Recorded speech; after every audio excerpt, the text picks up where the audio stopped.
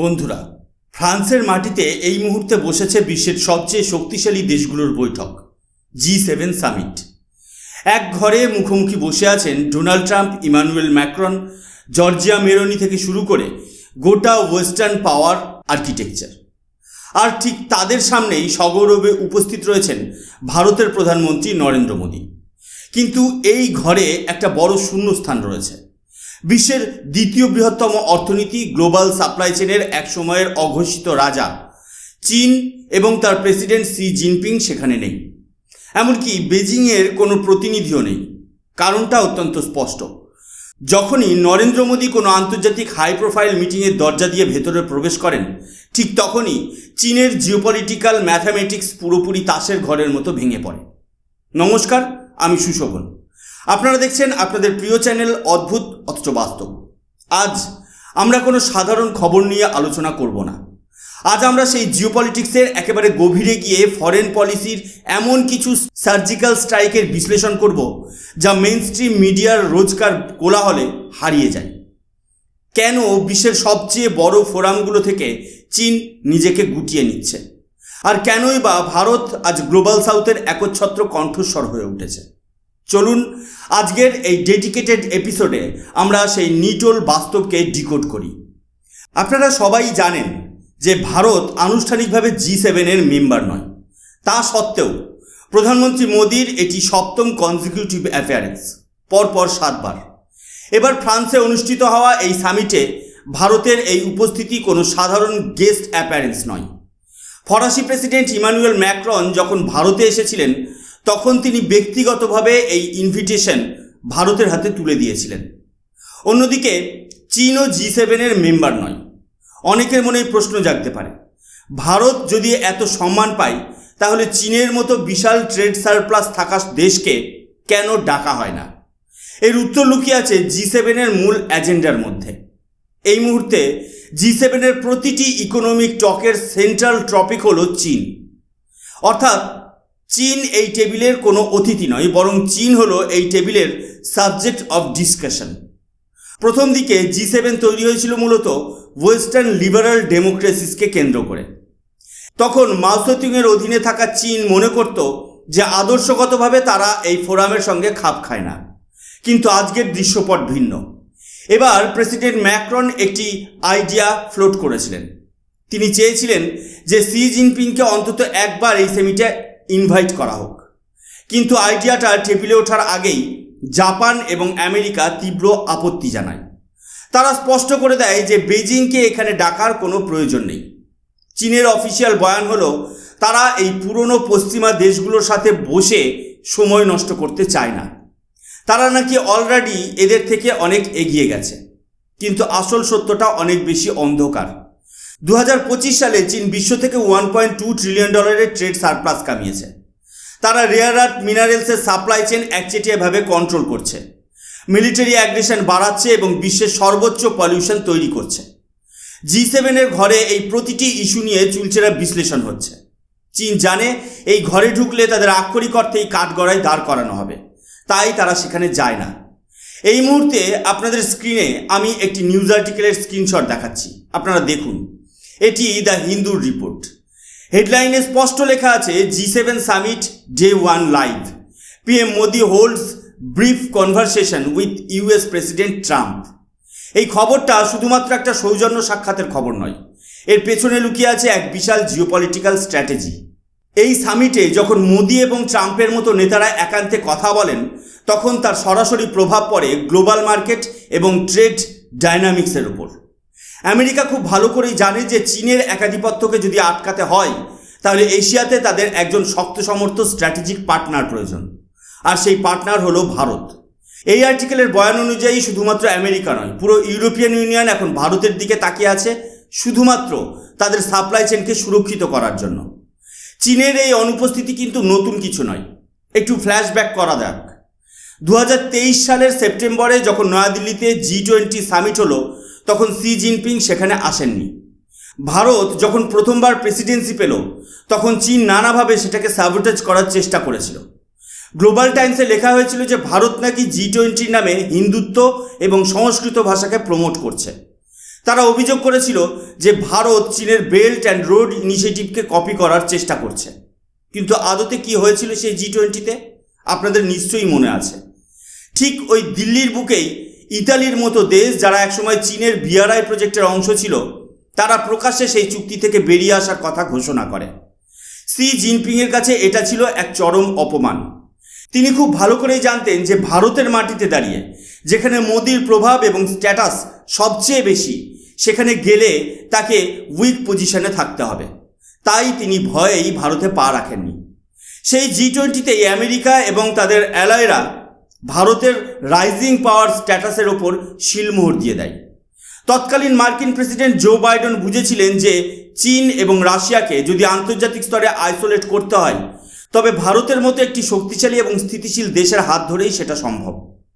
গত কয়েক বছরে ভারতের ফরেন পলিসিতে এক অদ্ভুত আগ্রাসন এবং আত্মবিশ্বাস দেখা গেছে। এটাকে আমরা মোদি ডক্ট্রিন বলতে পারি। আজ ভারত শুধুমাত্র একটি ডেভেলপিং কান্ট্রি নয়।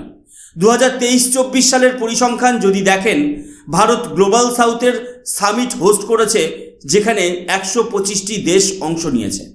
আমরা জাপানে G7 অ্যাটেন্ড করেছি, কোয়াডের মিটিং করেছি, SCO সামিট হোস্ট করেছি। ব্রিক্সে ভারতের দাপট পুরো বিশ্ব দেখেছে, অর্থাৎ one country all tables all rooms all formats. যেখানেই বিশ্বের নীতি নির্ধারিত হচ্ছে, ভারত সেখানেই উপস্থিত থাকছে। যেমন ভগবান সর্বত্র বিরাজমান, ঠিক তেমনই আন্তর্জাতিক রাজনীতিতে ভারত আজ অমনি প্রেজেন্ট। গত 1 বা 2 দশকে ভারতীয় পলিসি মেকাররা বুঝতে পেরেছেন যে চীন কখনোই আমাদের পোটেনশিয়াল এনাবেল বা বন্ধু হতে পারে না। তারা সবসময় একটি অবস্ট্রাকশন। আমাদের উন্নতি হোক বা ইউনাইটেড নেশনসে পার্মানেন্ট সিটের দাবি হোক, সব কিছুতেই চীন ভেটো দেয়। চীন আসলে চায় না যে এশিয়াতে তাদের সমকক্ষ কোনো শক্তি মাথা তুলে দাঁড়াক। তারা ইউনিপোলার এশিয়া এবং ইউনিপোলার ওয়ার্ল্ডের স্বপ্নে বিভোর, যেখানে সবাই বেজিংয়ের কথায় উঠবে আর বসবে। কিন্তু ভারতের অবস্থান একেবারে পরিষ্কার।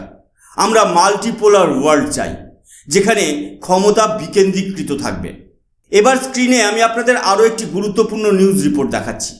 খেয়াল করুন, এটি ইন্ডিয়া টুডের আর্টিকেল।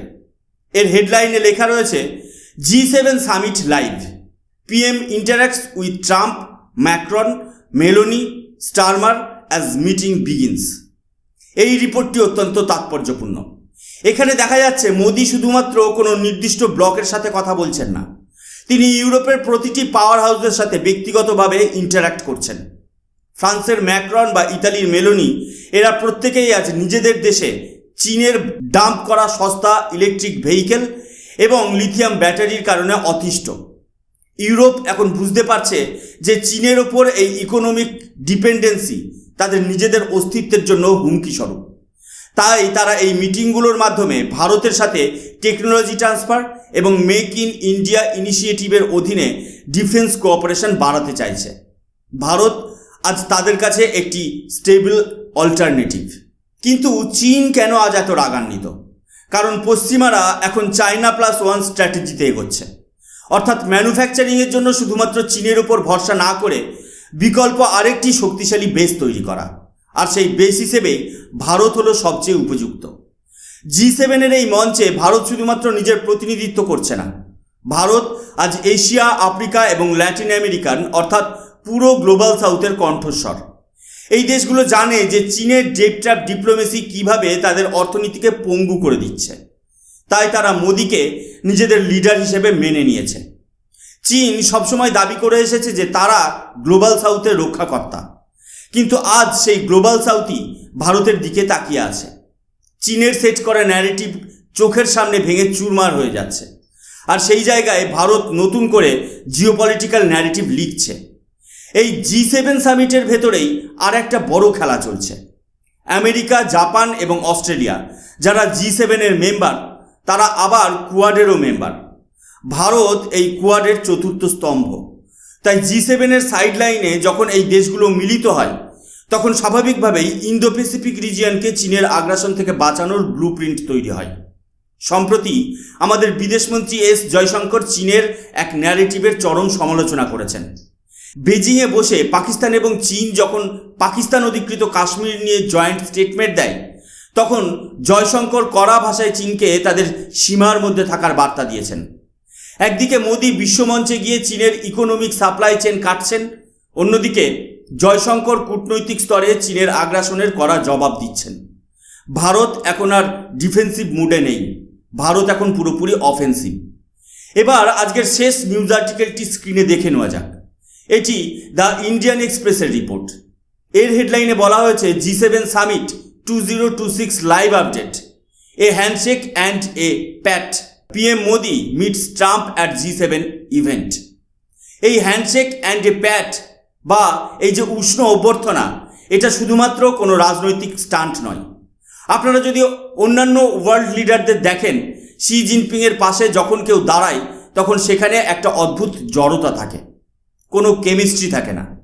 কিন্তু মোদি যখন এই G7 ঘরে যান তখন সেখানে হাসি ঠাট্টা, কোলাকুলি এবং ব্যক্তিগত গভীর সম্পর্কের একটা চিত্র উঠে আসে।